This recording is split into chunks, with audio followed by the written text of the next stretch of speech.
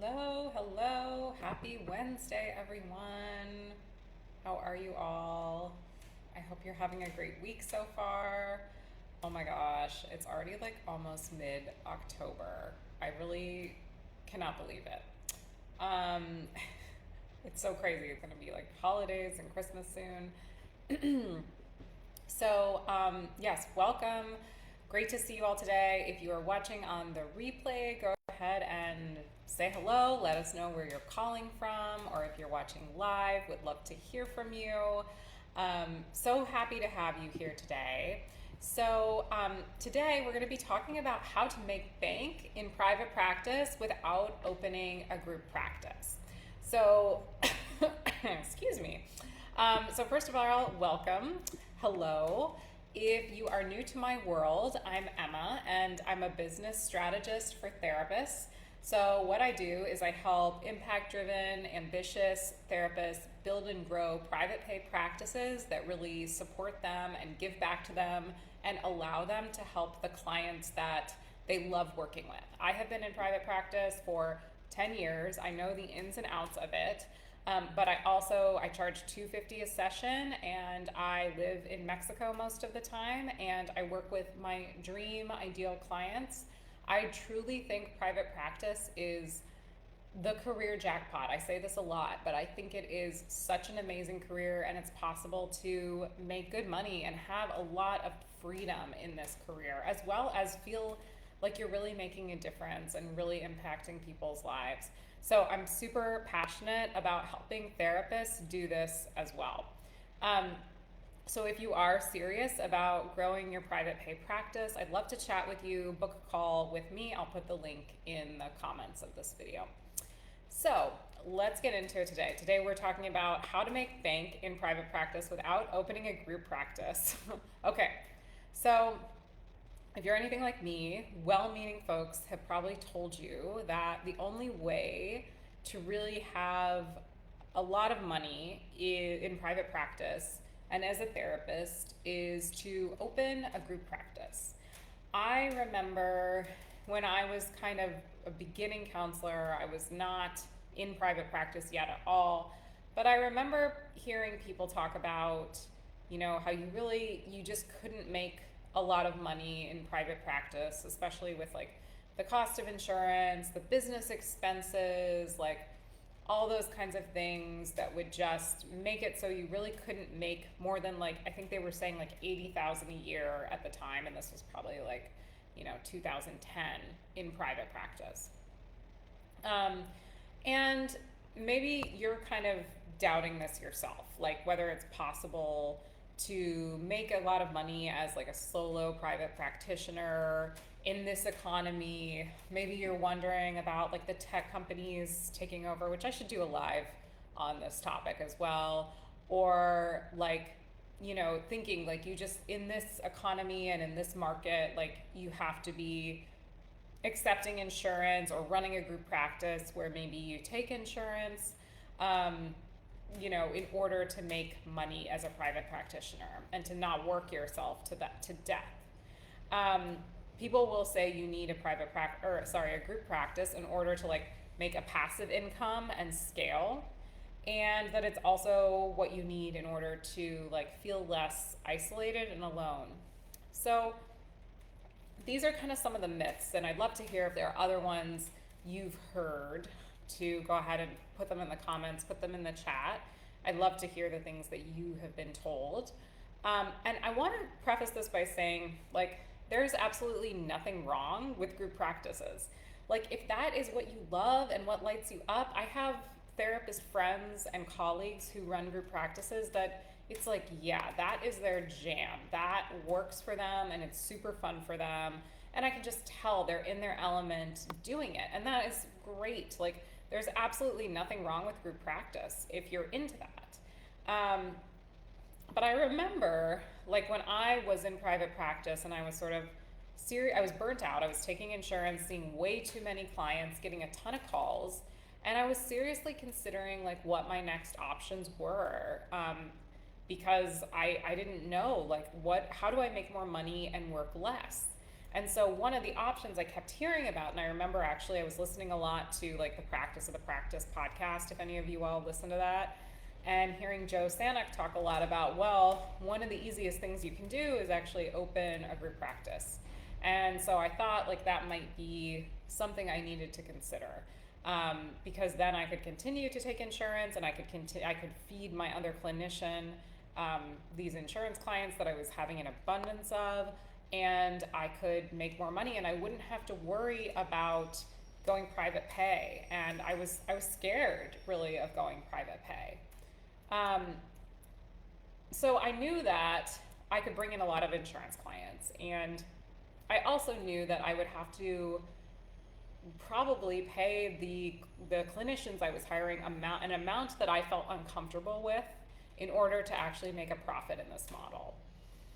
Another thing that really deterred me as I was kind of considering all my options is that I don't know about some of you, but I have a very HSP kind of personality where I like to do, I'm not saying I like to isolate, because I definitely like people, but the idea of like managing a team of clinicians and like managing other people, managing maybe someone to do payroll, like just being in charge of this huge organization, and essentially having to market that organization, like I just got an ick feeling in my body when I thought about doing that.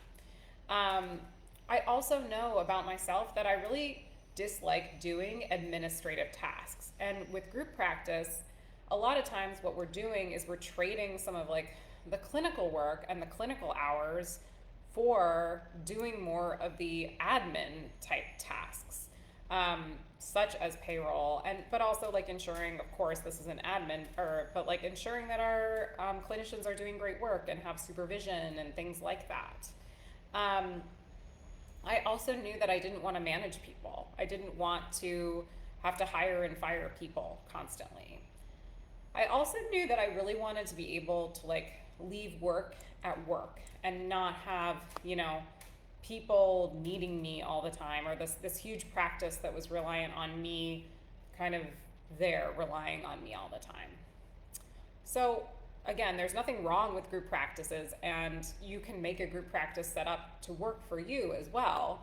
But I do think oftentimes group practices can leave us feeling responsible for clinicians on our team, for the work other people are doing who aren't us, feeling overwhelmed with things like these admin duties and payroll, and also spending more overhead on things like bookkeeping or Google Ads, because the marketing of a group practice is more intense. So for me, group practices feel stressful. And I'd love to hear from you, like if this is something you relate to, if group practice has ever felt like a stressful idea for you. So all these things to kind of keep track of, all these things to market, in charge of people, in charge of what they're doing, how they're representing your business, as well as the therapy they do, filling their caseload, making sure you're paying them a fair salary and you're feeling good about what you're giving to them. So also another fact about group practice that I don't think anyone really talks about, in addition to really not fitting every person's personality, is that to make good money, you often need to still be seeing a fair number of clients. So I want to talk a little bit about just some profit margins.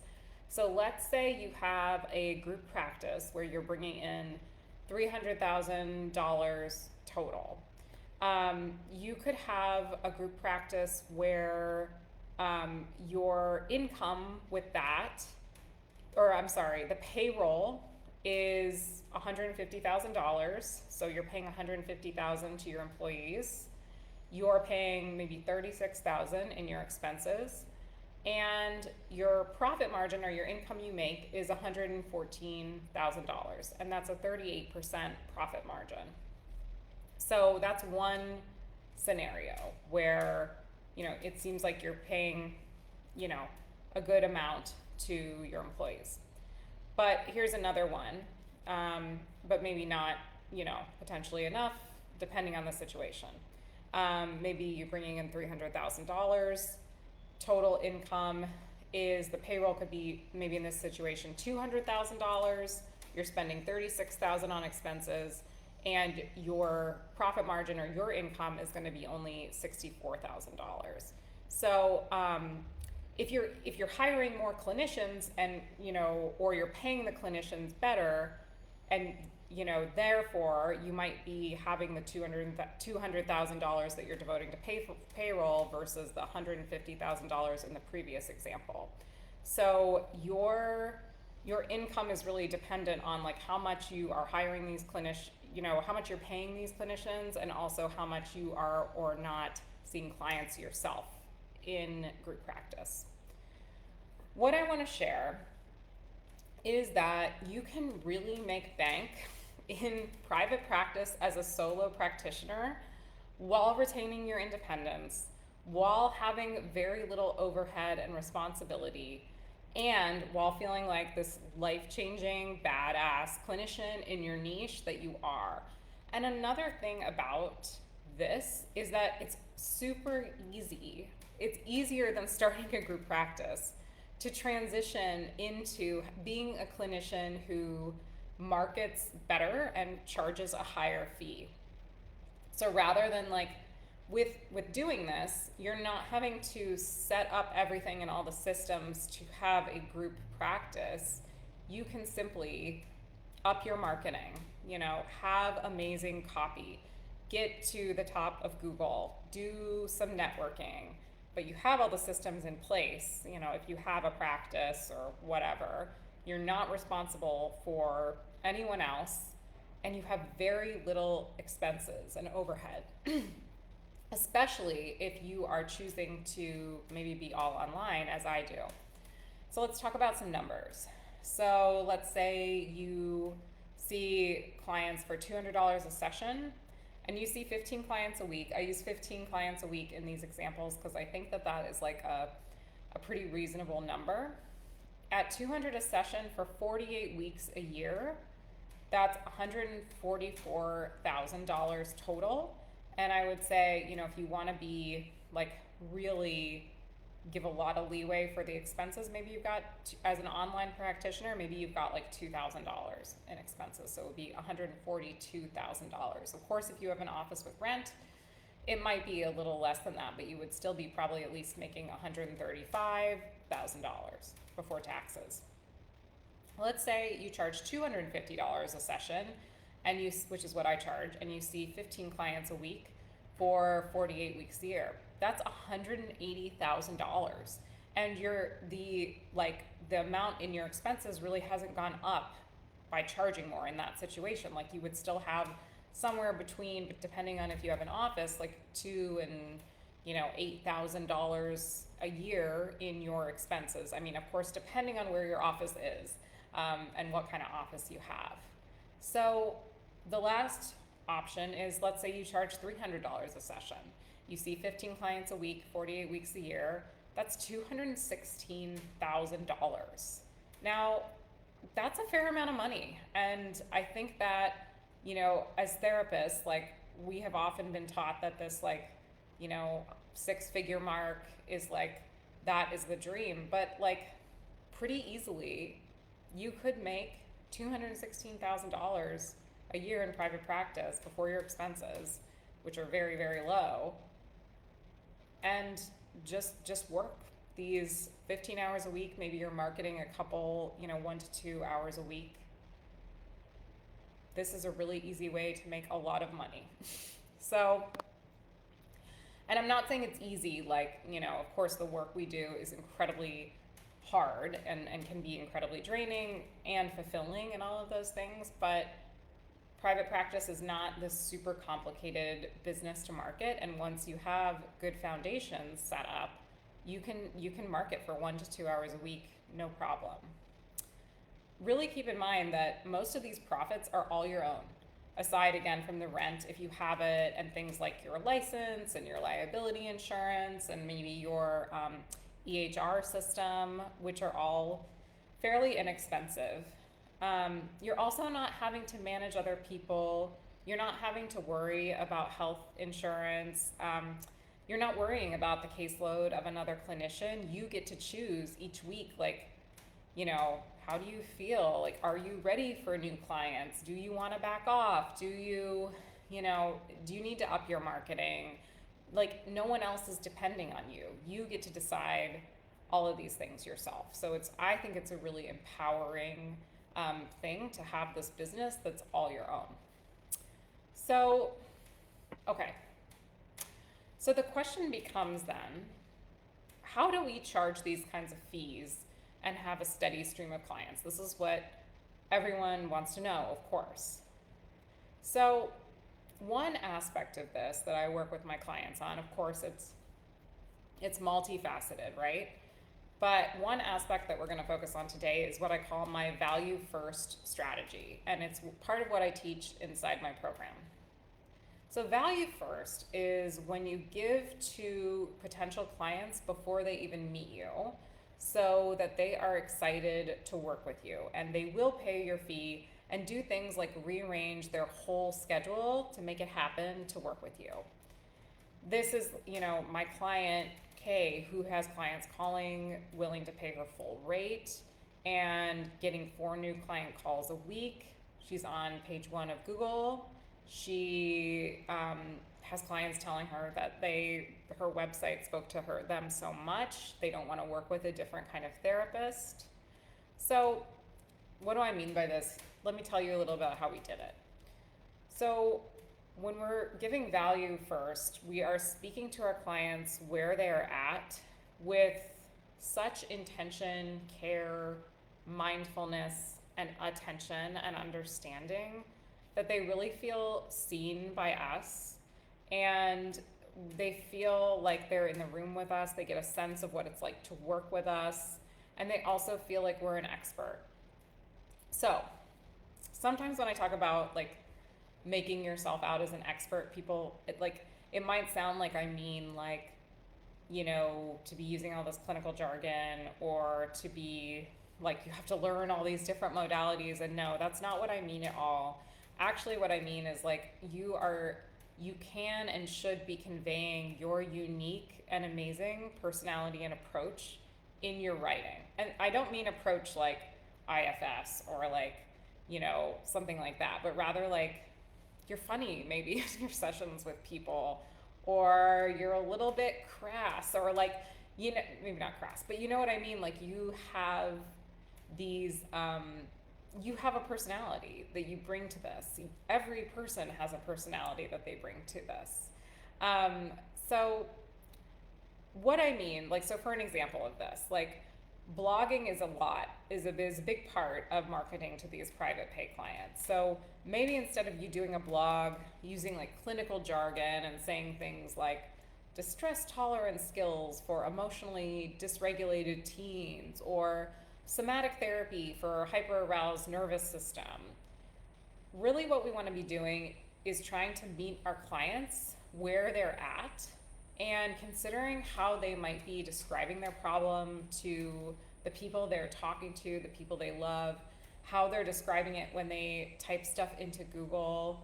And we want to be reflecting that back in our writing to them. So we want to do that so well that they feel really understood and seen, like almost like we're inside their head. So you might make your blog use words like how to talk to your depressed teen, or how to heal trauma without rehashing the past. You'll also want to be like describing some of the outcome that they want. So describing and giving hope, like that's part of your job as a therapist who in private practice is to be modeling and giving hope and letting them know that there is hope, but also using the words and the outcomes they're talking about wanting. So rather again than saying like, we'll have tools for emotional regulation and thought diffusion, we're gonna be talking about, better able to calm down, or, better able to communicate with their partner or something like that. So we want to be doing that as well, while we are letting our unique personality, superpowers, skills come through. So this again, it's what has allowed my clients to have people so excited to work with them that they're like rearranging their schedules to do so, um, which makes me so happy and excited because my clients are awesome therapists. I know you guys are awesome therapists. You have so much to give, and it's really about like unleashing this like superpower Clark Kent identity and giving value to these people who haven't even met you but who would be so lucky to work with you.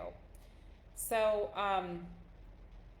we want to be blogging in this way that we are freely giving and expecting nothing, but these people who've never met us can walk away with something, and it helps them, and it helps them feel less alone, and it helps them feel seen. I want to say something about this too. Like, I think that if we don't do this work, and this is a side note from How to Make Bank, but if we don't do this work as clinicians and give this value, like, who is going to do it? Like, we actually are the experts at this, you know? And where are these people going to go to find this information if not to us or on our blogs or in our content in some way? And of course, there are books and stuff like that. But I think that it's like this beautiful task that we have to help people, not only the people we work with one-on-one in the therapy setting, but people who might never come see us, people who can't afford our rate.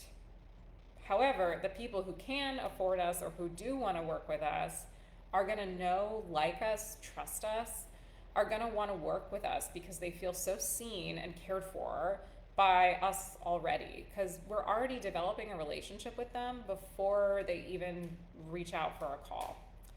So when we're giving this value and we're doing it from this open-hearted place where we're not expecting something back and we're really trying to understand and give to our clients, and when we pair this with things like using keywords and strategy to be found, this is amazing. It's like catnip for clients. Like, it is something that will attract them to us. So this value first strategy, it's a pillar of my formula, embodied support, which involves having you feel valued and supporting yourself in your business and in your practice, and also supporting your current clients, like rolling out the red carpet for them so that they keep coming back to you, but also giving value to these future clients and current clients too, but through your copy, through them feeling seen and held and known by you. This is what it means to support like these three aspects. Another thing we focus on is Kismet findability. And this is about being findable to our ideal client when and how they're searching for therapy in a way that's not burning you out or making you need to be visible everywhere to everyone. Because to be real, clients search for us and they find us through a couple ways, like through probably talking to other providers. There are people they might go to before they go to a therapist, or ways that they might try and find a specialist like you. And they also look on Google for a therapist. So we want your website to be this client converting tool, but we also want it to be findable, but for these clients to be able to come to you. We also focus on establishing your expertise, which is kind of tied in with what we've been talking about today, where we're really establishing you as this expert, this person with these gifts who has her own take or his or her own take, and really gets their ideal client, and is a person who can provide hope and can really see what's going on and can hold space for it. So if you want to know and want to learn how to make bank without opening a group practice, if you want to make bank in your private practice, if you want to learn how the Liberated Practice Formula can help you do that in 90 days, I'd love it if you just dropped a hey to book a call, or you can just go ahead and book a call using the link in the notes. So I hope you have a lovely rest of your day. It's so good to be here with you all, and I will see you soon.